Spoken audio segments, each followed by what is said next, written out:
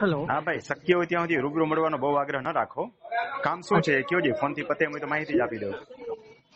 હવે એમાં ટૂંકમાં આપું કે દાદાનું બહુ સમય પહેલાનું એક લીધેલું ખેતર હતું જે પછી આપણે વેચી દીધું, પણ દાદાએ થોડીક એમાં જમીન બાકી રાખી હતી જેના બેઝિસ પર આપણું વારસાઈ ચડ્યું.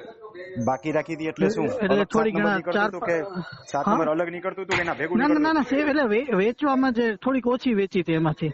એટલે 7 નંબર જુદું પડી ગયું હતું ને? હા, સોરી. હેલો. એ જે 7 ના. નંબર હોય જુદું પડી ગયું હતું ને કે 7 નંબર ભેગું જ પડ્યું છે? હજી વેચવું છે? ના, જે ભેગું જ પડ્યું. હું સમજો નહીં તમારો પ્રશ્ન. વેચવું એટલે 7 નંબર જુદું પડી જાય ને, બે કટકા થઈ જાય ને અલગ.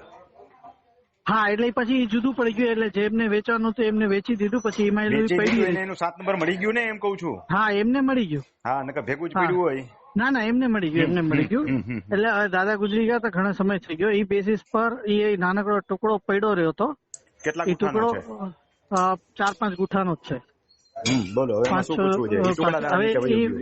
એ ટુકડાદાર નીચે વયો ગયો હોય. આ ટુકડાદાર નીચે એના બેસિસ પર વારસાઈ ચડી ગઈ.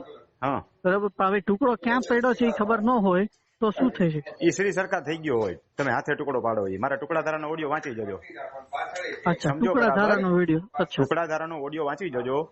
અચ્છા. તમે કયા જિલ્લામાંથી છો એટલું બોલો, ખાલી નામની જરૂર નથી. રાજકોટ. રાજકોટ જિલ્લામાં 40 ગુઠાથી ઓછો ટુકડો થાય ને એટલે શ્રી સરકાર થઈ જાય. અચ્છા, હા, બરાબર. પછી પાછળ લેવા માટેની અરજી કેવી અલગથી કરવી પડે? ક્યાંથી મળે શ્રી સરકાર થઈ ગયેલી વસ્તુ? ઓકે. સિંહના મોઢામાં શિકાર જાય પાછો કોઈ દી આવ્યો સાંભળ્યો છે? બરાબર. શ્રી સરકાર થઈ ગયું, પૂરું થઈ ગયું, ભૂલી જાવ બધું. હા, ઓકે. અને એના ઉપર છે ને ખાતેદારી કરીને ક્યાંય જમીન ન લેતા ને ફસાઈ જશો ક્યાંક. બધું ગીલા મુર્દા ઉખડશે ને તો નવી ખરીદેલી જમીન છે ને એ શ્રી સરકાર થશે. અચ્છા. બિન ખેડૂત ખેતીની જમીન ખરીદશે એવા હમણાં સમાચાર આવ્યા ને, વાંચીને બહુ ફૂલાઈ ન જતા. એ તો મને ખ્યાલ છે. બરાબર, તમે કીધું કે સાચી વાત. હા, એમાં બે ક્લોઝ છે.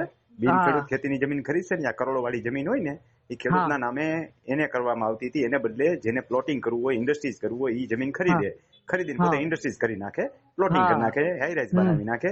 એના માટે છે, ખેતી કરવા માટે નથી. બીજો સુધારો જે આવવાનો છે એ એના માટે છે કે જેને ખરેખર ખેતી કરવી છે, ખેત મજૂર છે, એ જમીન 25-30 વર્ષ સુધી જયારે ક્લોઝ આવશે, એમાં જે આવ્યો નથી પણ આવી જશે, 25 કે 30 નો ક્લોઝ આવશે, ત્યાં સુધી જમીન વેચી ન શકે અને ખેડૂત જ ગણાય. જો બીજો કોઈ ખરીદે બિન ખેડૂત થઈ જાય. એટલે એ કોઈ ફૂલાઈ ન જવું કે આપણે બધા ખેડૂત થઈ જવું એમ. જે ઓરિજિનલ જૂના ખેડૂતો છે ને એ જ ખેડૂત ગણાય. જેની ખાતરદારી તૂટે છે ને એ પણ ખેડૂત ન ગણાય. હા, બરાબર. માહિતી મળી ગઈ. તો આના માટે ક્યાં તમારે રૂબરૂ મળવાની જરૂર હતી? મોટા એટલે મેં કીધું હું આવવાનો જ હતો ને, એટલે મેં કીધું આપને એકવાર રૂબરૂ મળવા વાળા છે ને મને ડોનેશન આપે, પણ હું સામેથી એને ફોન કરું છું કે ભાઈ મારે ડોનેશન ની જરૂર નથી, મારો સમય કિંમતી છે. સાચી વાત છે. તમે આટલું કરો છો ને, તમે અત્યારે આ બહુ પરફેક્ટ ટ્રેક ઉપર છે યુટ્યુબ વાળું ની બધામાં. એમાં કઈ બી આઈટી રિલેટેડ કઈ બી મારા જે કામ હોય આપ શેમાં છો? હું આઈટી નું જ છે. આપણે મેં તમને વાત કરી હતી વચ્ચે, ખ્યાલ હોય તો તમને તમારા આઈટી રિલેટેડ કઈ કામ હોય તો નામ ને વિગત તમારી વોટ્સએપ. હા, શ્યોર.